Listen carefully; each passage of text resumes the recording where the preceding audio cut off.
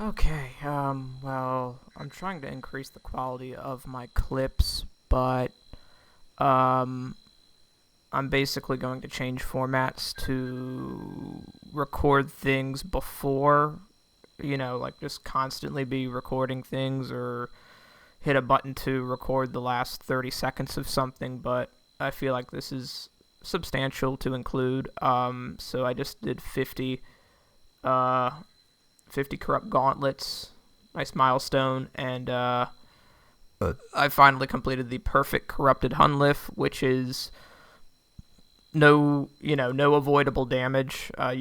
You take you basically the only damage you take is from through prayer. You avoid damage from the tiles, the tornadoes, and yeah. So I finally got that. Oh yeah, and you have to not you have to make sure you're hitting Hunliff with the correct style, so you can't melee it when it's protecting melee and stuff like that. So finally, we got that, and that's a nice 11 points from one kill.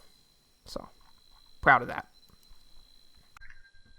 All right, so this is a test of my microphone quality because I've been getting constructive criticism about that. But so I got my first crystal armor seed. I did not get it at 75 kill count. I got it the kill count before that, 74. So in the future, I want to try to record clips as I'm looting the chest. So I'm going to explore options in OBS for preemptive recording without having to hit the button. That was another tip somebody gave me, so I'm going to look into that. But if I get anything tonight of note, it will be a clip after I loot like this because I just want to continue what I'm doing today. So apologies for that. Alright, long time, no video. So, I've been putting things off. It's like 3 months since the last video. Leagues was a thing. General life was a thing for me. Had to go to some weddings and stuff. Work, all that stuff. But through thick and thin, I finally accumulated enough crystal shards to create, and I mean corrupt, the Bow of Fahrenheim, which we'll do now. So we basically lose 1900 shards, and that makes it so that we'll never have to charge the bow again. Not that we ever did. We just made the initial one. So I guess I should finish off this clip with my general corrupt gauntlet stats and loot. So as I'm running to corrupt gauntlet, you can see my loot on the right hand side. So that shows 507 because that includes the death loots, which are fairly mediocre. It took me a while to actually go positive at Corrupt Gauntlet. I think not until like last weekend did I go positive. Because like I said, after that first CG completion where I got the enhanced, I did like over 6 hours of attempts, and I only got 2 successful completions. The rest were deaths. So, yeah. So I alched and sold. I sold my runes, sold my arrows. I just spam sold them. I didn't hop worlds because I don't think I'm gonna be that desperate for money. I think I'm gonna use the money for I want to train fletching while I hunt herbivore. I think that's a pretty good idea. And we can get herbivore up, hunter up, stuff like that. So I'm just gonna probably drop these dragon arrows off to my mule instead of just selling them to a general store because they're worth about 2.7 mil. Not bad. I could alch them, but it's only a mil. Maybe, but I mean, I sold all my natures, so probably not. Uh, It's a lot of Alk-Childy or Alk-Herbivore I'd have to do. I'd rather just drop trade them. And then I just have to cut these gems and sell them to a shop or something. And after that, it's on to fletching and Herbivore. That's the current plan. Alright, well, of course, I didn't record it in the moment, but I just completed a hard clue, and I got 2 new unique items for the account. I got a Robin Hood hat and a Ceradomin plate skirt. The Robin Hood hat is, let's see, it's +8 range, and it's got, like, no defenses to speak of. It's purely an item for, like, 1 defense piers. But it's probably my best ranged attack helmet option until I get full Blessed Hide as a set, like reclaimable. So I guess that's something. Alright, been doing a bit of wood cutting, trying to get the arrow shaft for fletching, although I can do that through the Ranging Guild shop, but I just got 2,500 anima for the cape pouch, so now I can basically buy another woodcutting cape and store it inside the forestry kit, so I get the woodcutting cape perk while woodcutting with the forestry kit. The perk isn't very good. It's like a better chance at bird nests. It's rather mediocre, but it's a collection log. So yeah, this is my first time doing forestry after all the changes. I think they should, like, I don't know. The events seem way too infrequent on how they used to be. Seeing how it took me 5.5 hours to get the woodcutting tape pouch. Yeah. They changed a whole bunch of stuff about it. There's no more consumable items, all that stuff. So, but now we can I think we store the whole thing in the that. Yep. And then we do that. And I think we can put the hood in there. Nope. And now we've got the cape in there. Whoop-de-doo. Alright, so I'm at 149,000 arrow shafts right now. And, you know, a number of bark. Got like 4.8k bark so far, but I finally got enough pheasant feathers to make the full pheasant outfit. There is no pheasant top, so I guess you're supposed to like wear it without a top. And yeah, it's got a cape and it can go in the house. So, and it's, you know, collection logs. So, yeah. Okay, so I ended up getting the Fox Whistle from Forestry. This is basically a permanent transmog option for the beaver, but I don't have the beaver. And it's also not tradable. So I'm going to have to sell any one of these I get for bark, and it only sells for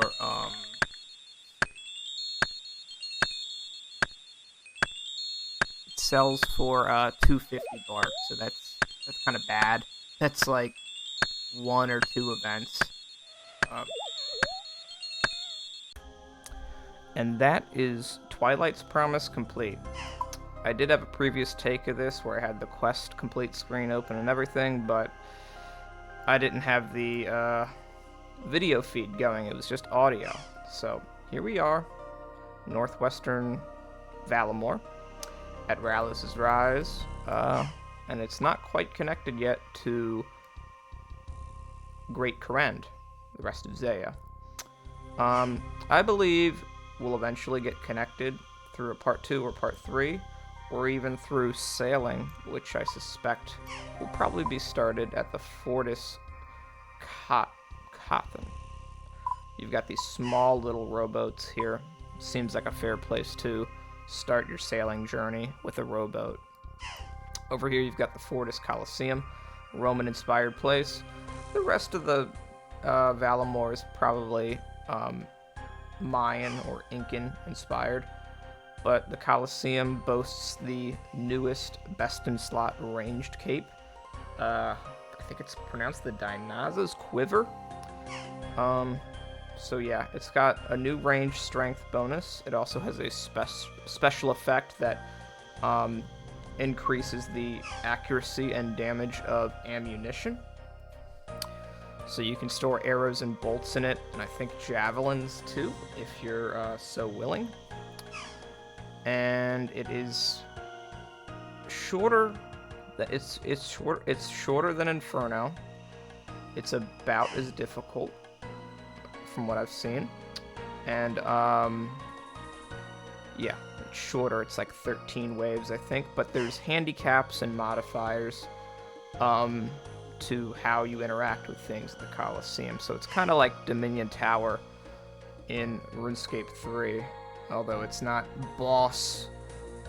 quest boss oriented. It's just survival and purely mechanic mastery. You also get a upgrade of Proselyte from there. It's called I don't remember what it is, but it's an upgrade from Proselyte. Rune defensive stats and better prayer. You also get a glaive there. That's not the official name for it, but it's definitely a glaive. It's a one-handed thrown weapon that hits twice. Although it's slow, it's 6 ticks. So, but it has a special attack that debuffs the opponent's magic. So that's one of 2 items that do that, the other being Seer Cull, but I guess the Bandos Godsword also does that indirectly. It can debuff magic, I believe. And this is the rest of Valamor. The south is a rural area. You can train Hunter here with the new creatures. There's ways of combining these Hunter creatures with existing fish food sources, and it produces a item that heals over time in addition to the normal healing you get from the food. You get a heal over time and other certain effects depending on the food. Yeah, there's lots to do in this area. I'm sure it'll be integrated with sailing, like I've said. There's a new herb patch. Really cool. Like I've said with Prifdinus, they originally were going to introduce a herb patch, but people said that many herb patches was too much. Well, look at us now. The Hunter Guild is where you can be assigned hunter, that's not the official name, but like hunter tasks. I forget what they're called. I think they're called favors, hunter favors.